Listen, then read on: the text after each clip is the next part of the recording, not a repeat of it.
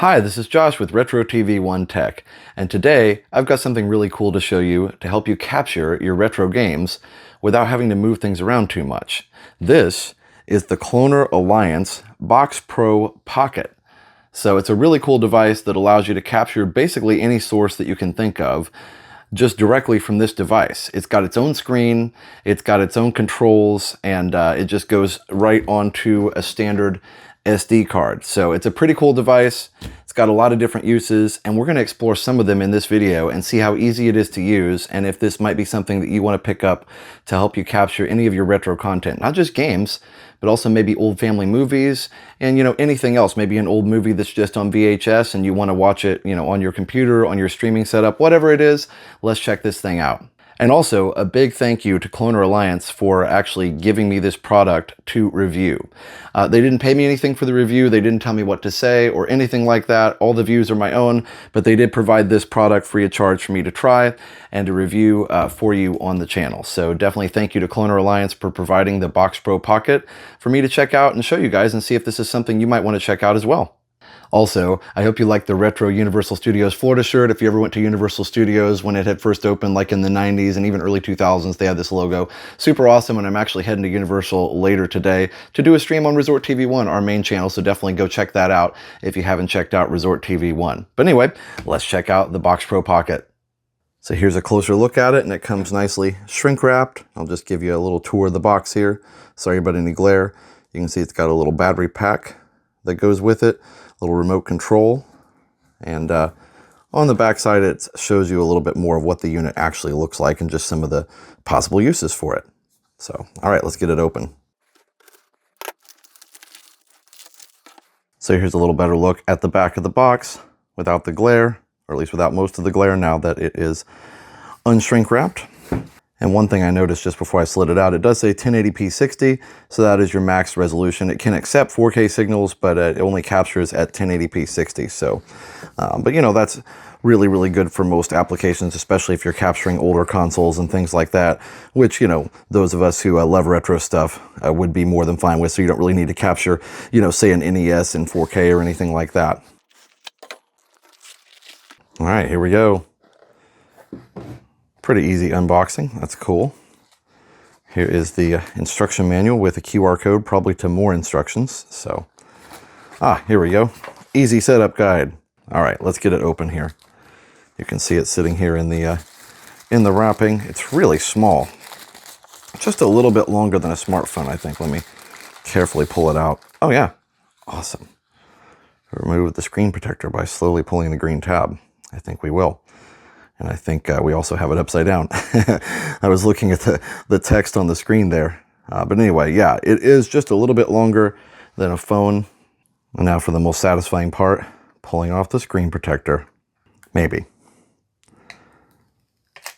There we go. Beautiful. So let's just take a quick tour around the device here. You can see the screen, of course. You can see all the controls. You can see a few more controls. The record button is nice and big. I assume that's like a source button here, and there's your storage, USB, maybe a mini SD card, micro SD. Maybe I actually had a regular SD out, but I'm going to go ahead and grab a micro SD. That'll be fine, easy peasy. And there you've got the multimedia in, which is actually for the VGA and things, like I said before, composite component. There's HDMI in, and here is audio in. So you've got your audio line in, that's your line level input. Your mic in, which is going to have some gain on it, so you want to be careful with that, and then audio out if you need that. HDMI out, and also 2PC, which is interesting. It's actually a micro USB instead of a USB-C. And then here is the power connector. On this side, they don't have anything, and on the bottom, nothing as well. Looks like maybe, no, I thought maybe there's a speaker. It's just kind of the molding and style on the case. All right, and then we're going to get this out of here. It's very firmly in there with that styrofoam, or whatever type of foam that is. Not sure what to exactly call that, but it's that kind of harder foam that they put in packaging for things. And so now you've got your remote, which is nice. And here is the battery. So the battery is pretty hefty, so we'll check that out here in just a minute. Here's the AC adapter. That's nice. Standard, just a standard barrel jack connector, by the way. Here is the, oh, I see, and they do supply the cord, which is nice, although I'm sure we all have plenty of micro USB to USB-A connections, but that is connecting it to a computer if you want to do that. Although, you know, that provides some flexibility, but I think this device really is going to shine when it's mostly by itself, you know, as a standalone. And here is the connection we're going to be most interested in, and that is the HDMI looking connector, which just multimedia. And then it can go to VGA, or it can go to composite, or even components. So that works nicely. And then of course we've got our HDMI, which this looks like a HDMI, like a 90-degree adapter. Everything's unboxed now, and actually the battery has its own little user's manual here. It's kind of small, hard to read, but basically you have to plug it in separately, and it talks about like the power settings, and it's a USB-C input, so you just plug that in and charge it separately. But the good news is it looks like, from what I can gather, the device can be powered via this AC adapter as well. So we'll see how much charge the battery has, and if it doesn't have enough, then of course we'll just plug it in through the AC adapter. Give you a little closer view of the remote here.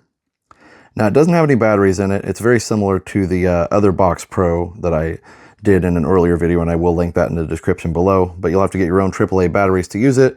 But I love that it's got the label on it. So, you know, we all have a bunch of remote controls, and you find one, you're like, I wonder what this goes to. It's actually got a label on it, and that is really, really cool. It's just little details like that that are nice. So I'm just gonna go ahead and slide the battery onto the back. You can kind of see it's got these metal posts, and it's got some notches, and then you just, oh yeah, it just snaps right in there. So that does make it quite a bit bigger, of course, and quite a bit heavier, but it looks like that's a pretty, you know, substantial size battery.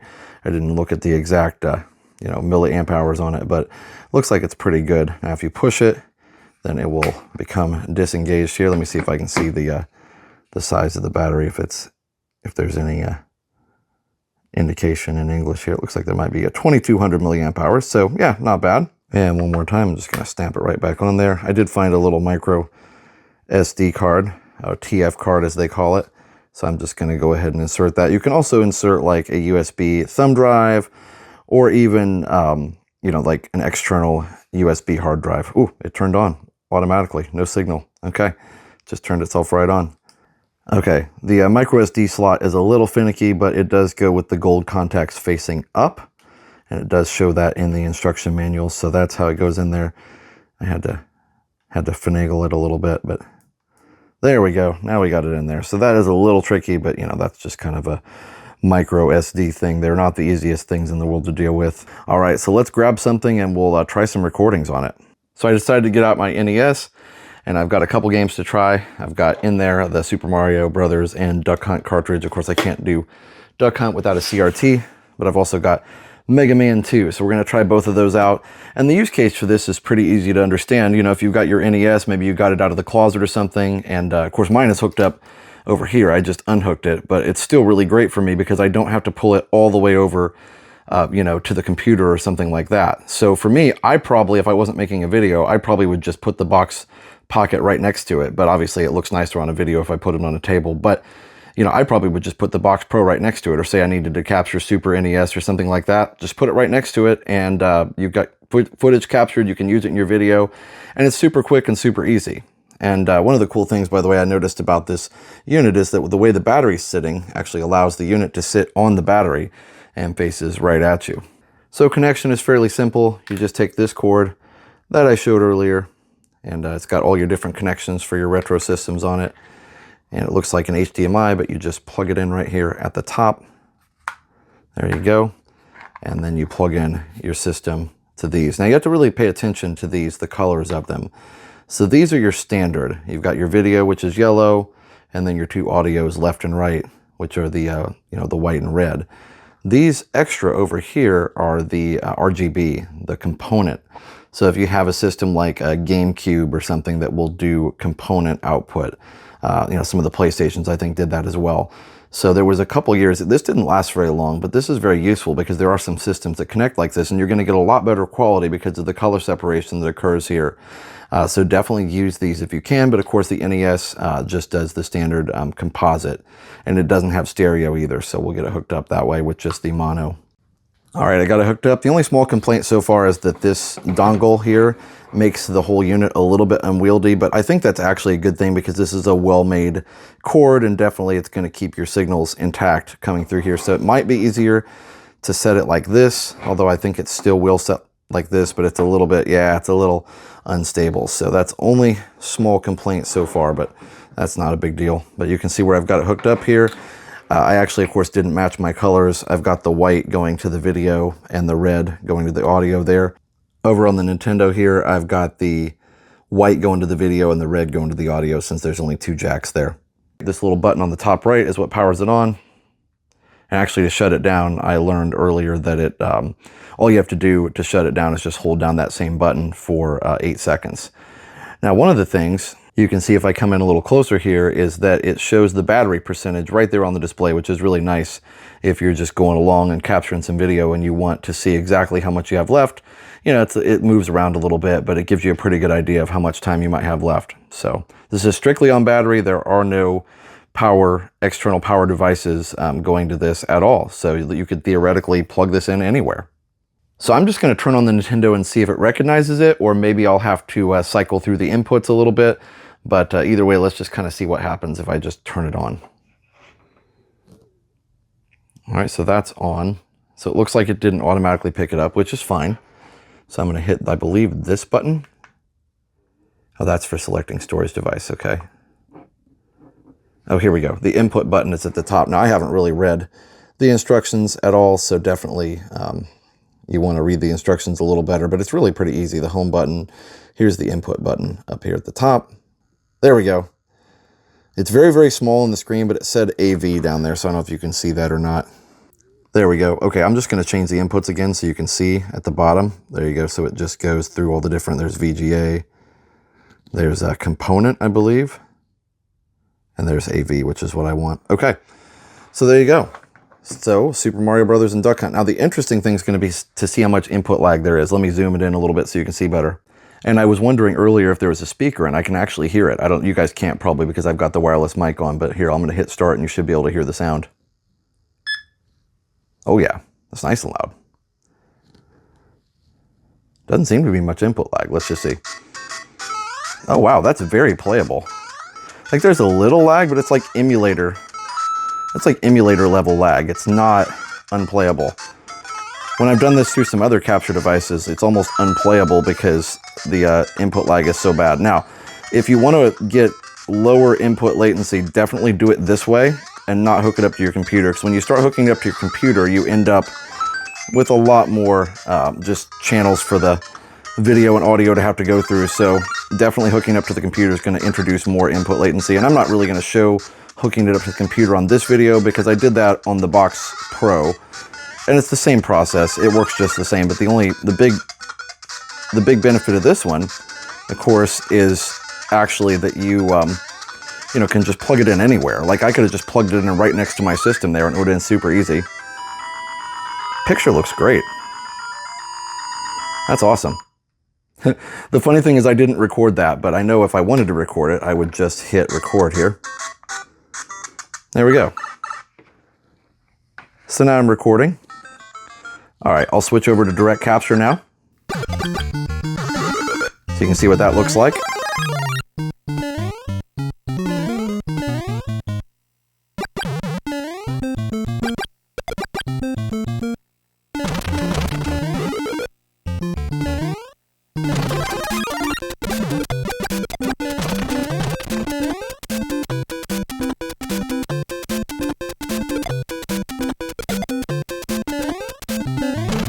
There we go. I adjusted the exposure controls just to give you a better idea of what it might actually look like here. but it's very playable. And then to stop the recording, all you do is just hit the record button again. So I have to show this. When I was younger, I thought that I should probably label all my games with a permanent marker. So I'm never going to sell these. These are my, originals, but I just thought that was funny. Like somebody's going to come into my house and steal all the games. And, the fact that my name's on it, that'll help somehow. That's, 7-year-old logic, I guess. But anyway, there we go. Ah, that great Mega Man intro theme. Let me zoom in a little bit. Yes, indeed. All the nostalgia. Isn't that amazing? It's a really great speaker. I'm sure you can change the volume on it, but that's a great speaker.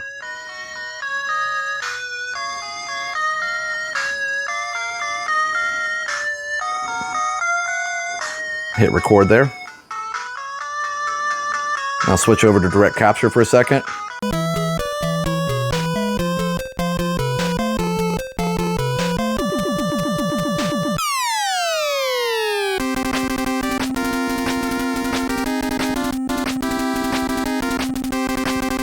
Yeah, man, they wrote some good music for these old games. Oh, so good.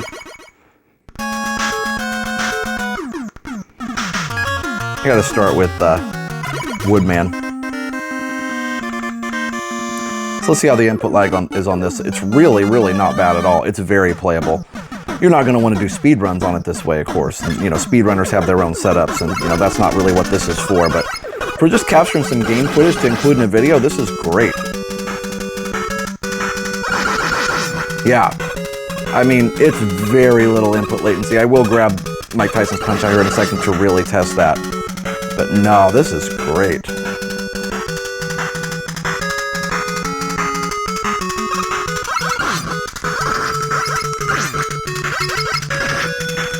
Just because I'm not very good at games. No. This game is always kind of hard, actually.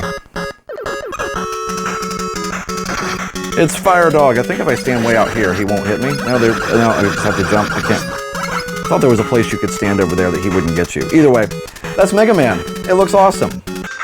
And again, I just wanted to show the only thing I needed to make this happen is the NES. Of course, it needs to be plugged into power, unless you've got some way to power that with a power brick or something. But the NES, and then the little capture device, which is running completely on batteries. So wherever your NES is, you could literally do it on the floor, you could put it on a table, you could put it on your bed, you could put it wherever you want, and you can capture video off of it that looks very professional. So pretty cool. And I want to show you really quick, after capturing probably 5 minutes of video or so, and playing on it maybe for, 7 or 8 minutes, it's at 71% battery, so that's really good battery life. And that's, of course, considering we started at like 74, 75%. So here it is, Mike Tyson's Punch-Out, also with my name on it. Let's see if this works. Yep, there you go.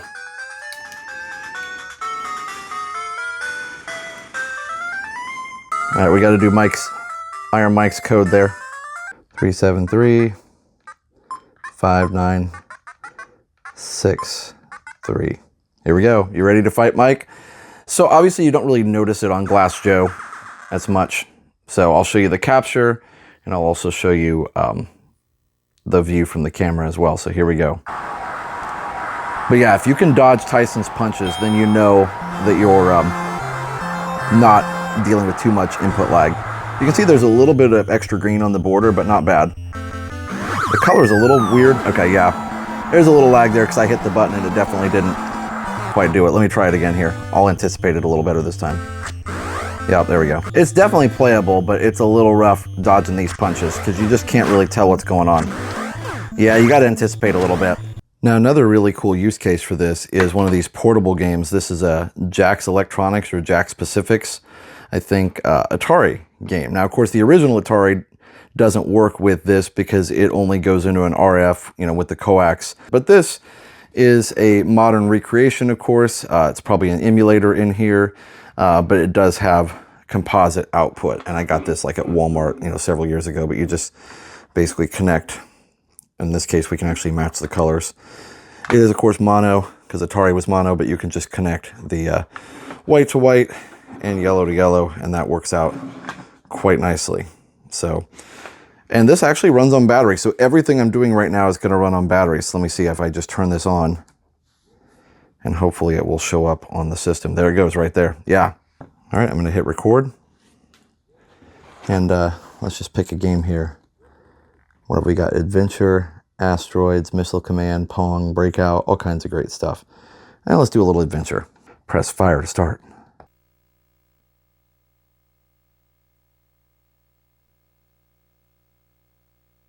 Doesn't look great on the phone camera, but the direct capture looks great as I get eaten by the dragon. You got me. That's not how you do that. Let's try that again.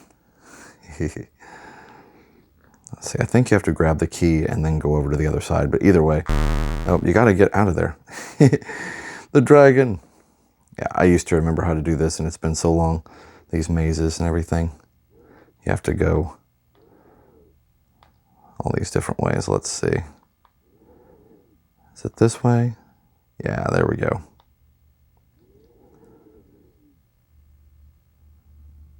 Let's try a little Asteroids.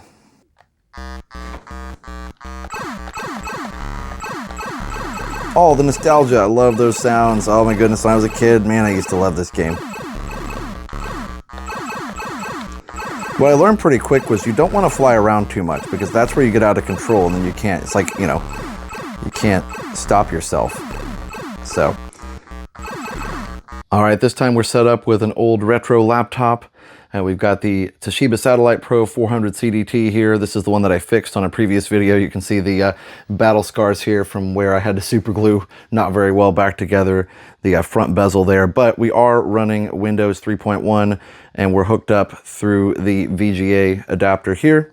So we've got the VGA cable hooked up to the Box Pro Pocket. And then of course in the back of the laptop, it's got its VGA port, just like all laptops from that era did, or at least most. So let's see if we can go ahead and switch over the input on the capture device. All right, so here we go. I'm just gonna hit the input button a couple times. Let's see, there's HDMI, there's VGA. Boom, easy peasy. And it looks like it's capturing the whole screen pretty well too. It looks like it may be a little stretched. I'm gonna hit record. So I just get a little sense of what it looks like. And I'm gonna go ahead and zoom in on the capture device so you can see that better. All right, so there we go. So you can see it's a 640 by 480 display, which is why I picked this one. This is great for retro DOS games and stuff. I'm in Windows 3.1 here. And I don't have any audio capture hooked up right now. I may go grab an audio capture cable here in just a minute, but we'll see. But yeah, this could be a totally battery powered setup as well, because the laptop runs on battery as well as the capture device. So whoops, I had the wrong, I was thinking the Tandy version. There we go. All right, so here we go, Commander Keen. There we go. It actually looks really good on the capture device. It's just the camera's not picking it up very well. Just believe me that it looks good. Now it is stretched for sure. It's stretched to fit. So I don't know if there are settings for that or not. Maybe there are. I'll have to check that out. But let's go ahead and just play a game here.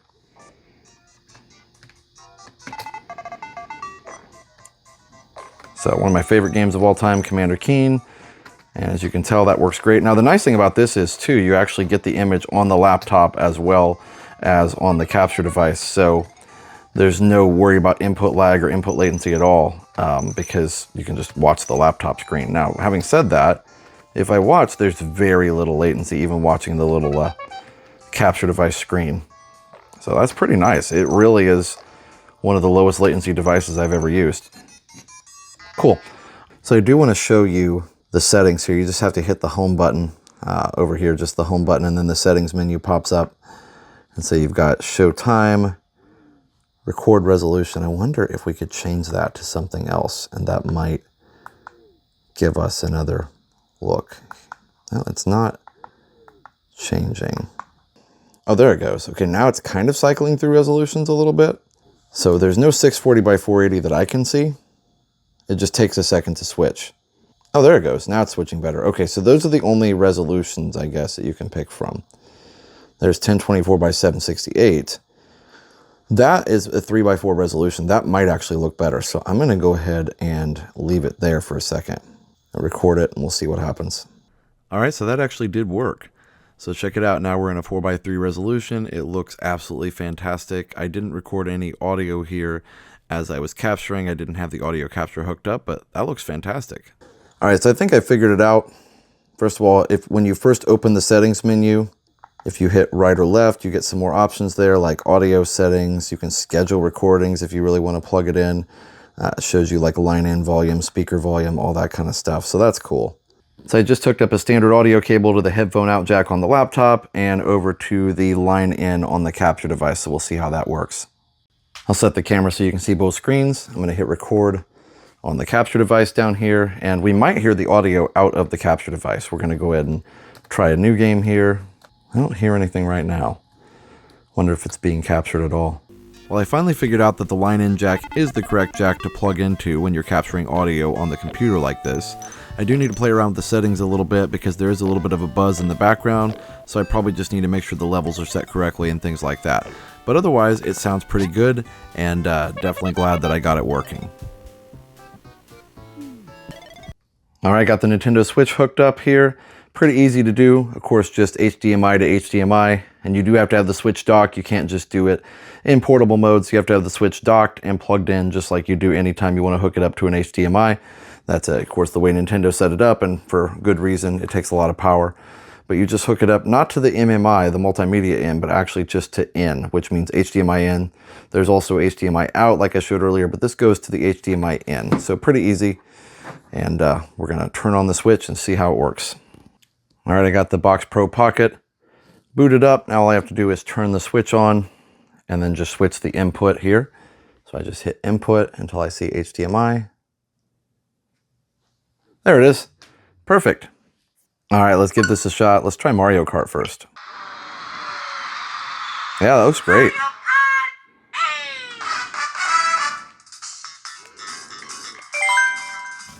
All right, when the race starts, I'll switch over to direct capture and see how we do here.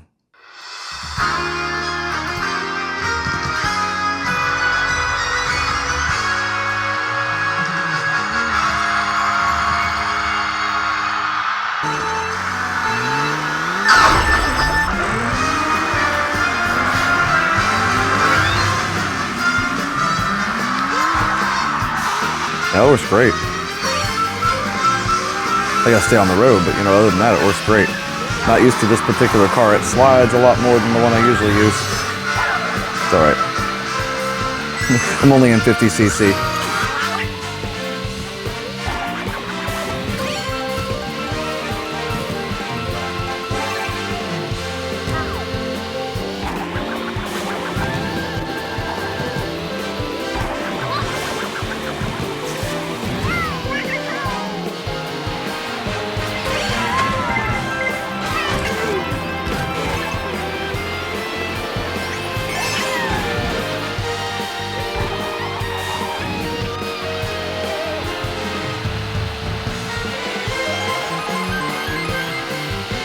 Yeah, so that worked really well. Let's try a little Super Mario Bros. U Deluxe, just for something a little different.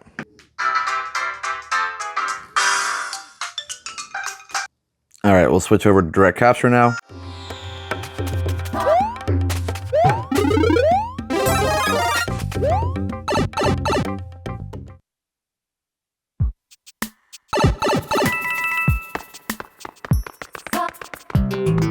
Oh boy, I picked a hard level.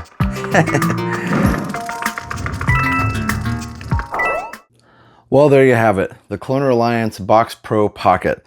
This is a great little device. I mean, it's completely portable. I had it on battery the entire time.